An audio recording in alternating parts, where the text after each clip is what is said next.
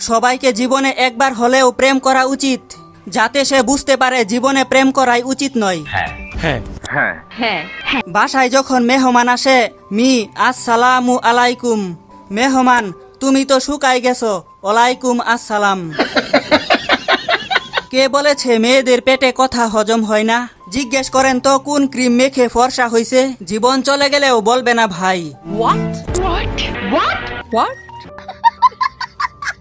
আচ্ছা, যে তোমাকে রাত জাগা শিখিয়েছে সে কি আজও তোমারই আছে?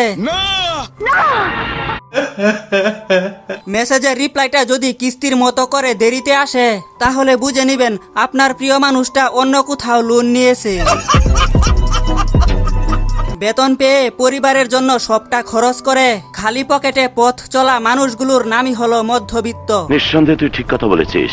ফেসবুকে আমার ছবি দেখে ইমপ্রেস হবার কিছুই নেই। বাড়িতে আমার 2 চালা টিনের ঘর।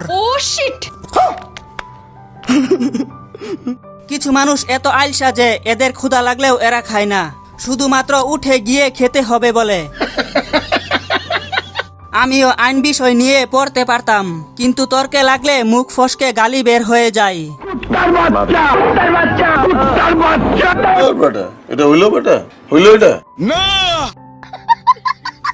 কোথাও যাওয়ার আগে জামা কাপড় নাই বলা আমি, এদিকে আমাকে জামা কাপড় দিয়ে কবর দেওয়া আমার আম্মু। নতুন বউ সকালে গোসল করে কেন?